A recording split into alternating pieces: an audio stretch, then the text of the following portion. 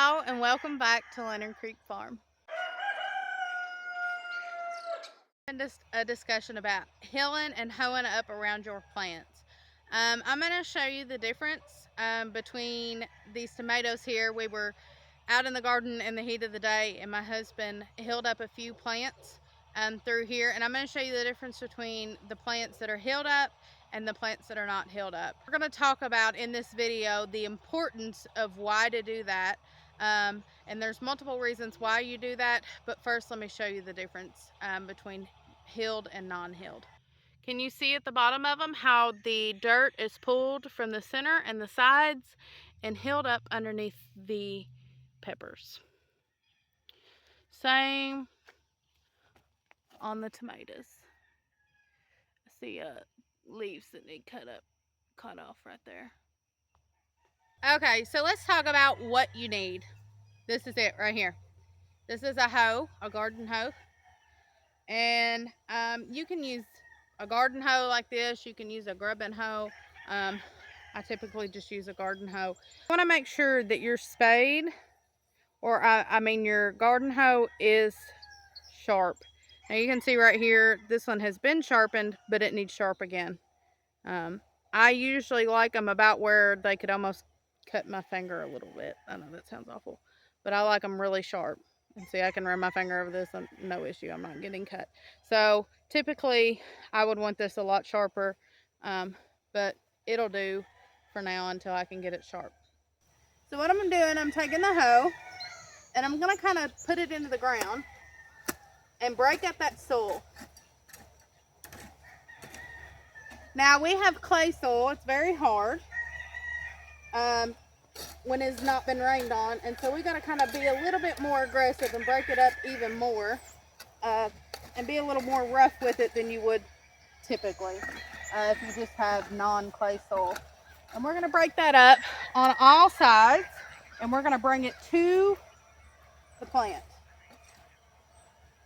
We're gonna bring all that dirt to the bottom of the plant until it's like a hill. And you can do it with your hands as well. You're gonna bring that soil up to the bottom of the plant. Yeah, I don't mind the weeds at the bottom of the tomatoes because we're gonna take care of that right now.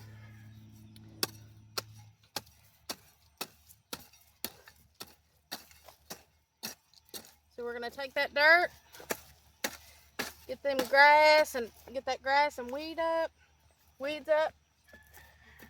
Along with that, we're gonna break the soil around the plant.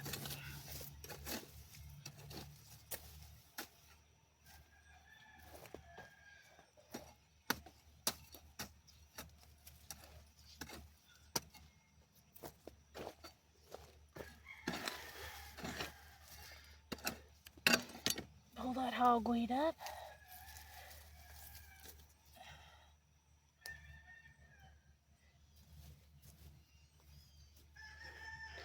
Can y'all see how it's done? I've showed you how to do it. Let's talk about the reasons why we do and why you should. So there's a few reasons. The first reason is going to be that hoeing up and hilling around your plants is going to allow the moisture to get trapped in to the bottom of your, we'll say tomatoes, since we're doing tomatoes right now. It works the same for all plants. Watermelon, peppers, tomatoes, cucumbers, potatoes, you name it, it helps all of the plants. Okra, squash, pumpkins, everything. Hilling up around the bottom of the plant is going to allow the moisture to get trapped around the bottom of the plant. Well, why do we want that? There's multiple reasons why we're going to want that, but the main reason is just going to be in situations like hot summers that we're all experiencing now, droughts. It's going to allow that moisture to get trapped in there, allowing the plant to have moisture for longer than it would if you didn't hill up around your tomatoes or whatever it is.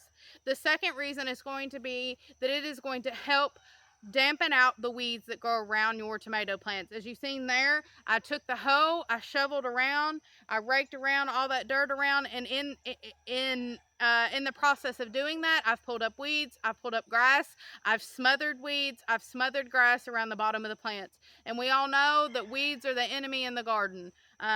They can smother things out, choke things out very quickly. We do not want weeds in the garden. You want to do your best to keep your garden weeded, and this is a two for one. Hoeing around the bottom of the plant is going to allow the moisture to stick. Like I said, you're also going to kill weeds. I'm going to work through. I'm going to hill up. I've got quite a few to go, a lot to go. I haven't counted all the tomatoes, but the last that I counted in my brain, we've got over 60, I believe, 51 in just this area that you can see right now.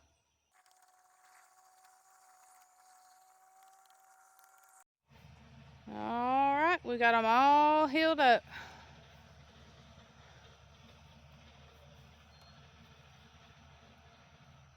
You all see?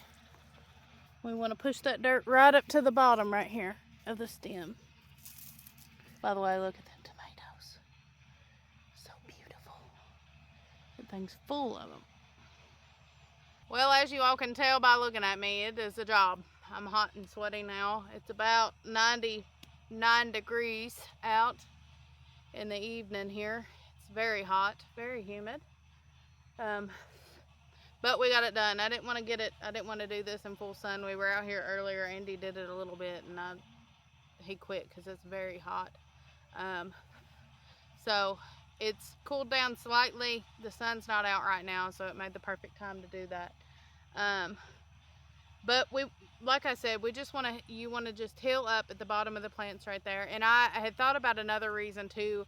Early on, when you first plant your tomato plants and they start coming up, and they're about this tall, about 8 inches tall, 12 to 8 inches tall, you want to make sure that you're hoeing around them. Not just when they're big like this, but you want to make sure you're hoeing around them when they're small for the same exact reasons that I said before, to keep the moisture in, to keep the weeds out. And also, I thought about it as well while I was hoeing. I meant to mention as well that when your plants are small like that and you're hoeing around the ground, it's going to allow them to get deeper roots and really dig into the ground there as they grow, instead of having roots just on top. If you have soil like ours, as you all can see, it's hard ground. It's clay soil. We haven't had rain in quite a few days. And clay soil kind of turns into concrete, is what I call it. Very hard, rock-like when it hasn't rained. And so it's hard on plants when you don't bust up that soil and kind of allow them to breathe a little bit. Especially tomatoes, they really need that air. They need to be able to breathe. They need the roots to, the plants to breathe at the bottom, to allow them to do well, and to keep you from getting things like blight, disease on your tomato plants. Well guys, I hope this video was short, sweet, and helpful. I didn't want to drag it out. I just wanted to, get the main information out there. If you have any questions, please leave them below. If you have anything that you want me to do a video on, revolving around the garden, that I haven't put out already, or even if I have put it out and you haven't seen it, or you need more information on it, leave a comment down below and I will try my best to cover those topics. In other videos, I've talked about it before. I've been gardening for over a decade, and there's some things that I just forget. There's some things to me that are just common sense in my brain, or just maybe not common sense, but just come more natural. Guys, it's starting to sprinkle. Oh, that rain feels good. Just kind of come natural to me, and so I don't think about them as much as maybe somebody that's just starting out. So I wanted to go ahead and put this video out. Hopefully it helped. Like I said, any questions below, leave them, and let me know how your garden's doing in the comments. I really want to know. But I appreciate you guys. See you later. Bye bye.